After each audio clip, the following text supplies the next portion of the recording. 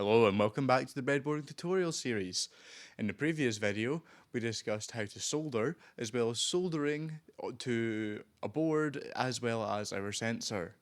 In this video, we're going to be discussing heat shrinking.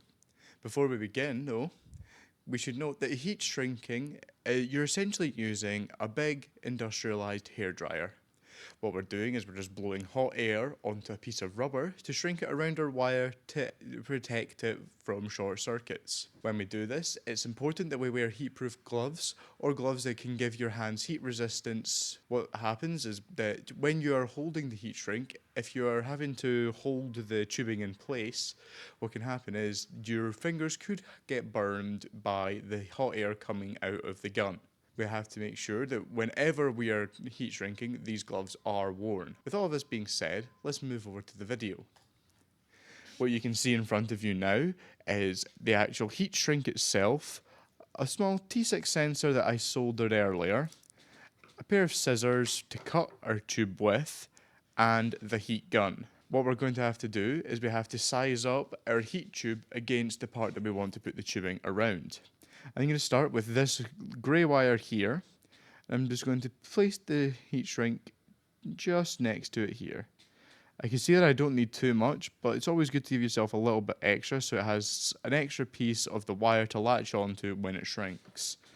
I'm going to pinch just below where I want to cut, and then when we cut here, we get this small piece of heat shrink off.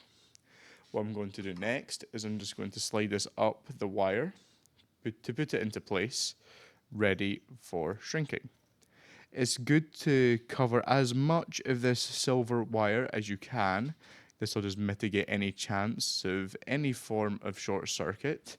And now once I've got that in place, I'm going to quickly put my gloves on so that I can heat shrink. With my gloves on, I'll pick the sensor back up, grab the heat gun, and we're ready to go.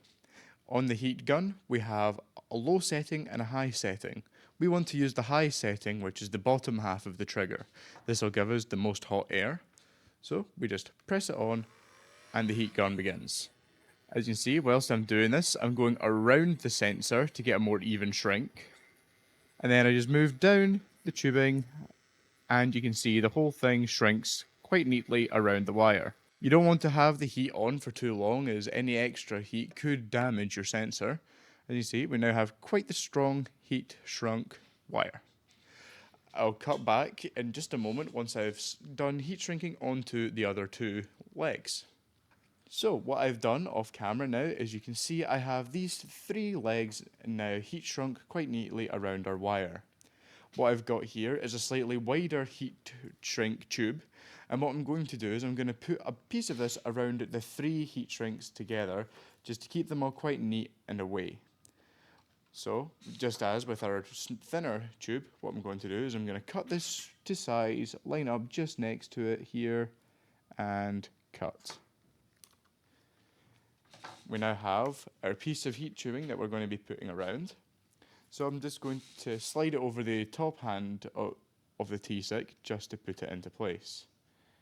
You can see this has got quite a tight grip around those three, and it just means that they'll stay in place and there will be very little chance of them moving to further reduce the risk of short circuit. I'm going to hold my fingers just pinching just underneath it to hold it in place. I'm going to grab our heat gun once again, and we're going to shrink this wider tubing around that now.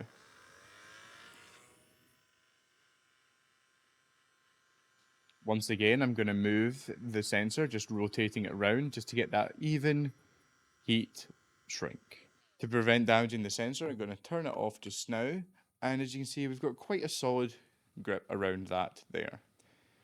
That is now one sensor ready for the board. You will do this with the Dallas sensor and the PT1000 as well. We have to keep them quite far away from the rest of the circuit because when the circuit has electric current passing through it, it will heat up the internals of each of the components, which could throw off the reading of the temperatures. So now that we've kept them quite far away, we are ready for the final part of our circuit, which will be covered in the next video. However, that does bring us to the end of this one. So in the next video, we are going to be discussing the final circuit for the sensors. Don't get too happy yet though, because there is one more video after that that completes everything and brings it to a nice close with a solar panel. For now, that is everything, so I'll see you in the next one. Bye for now.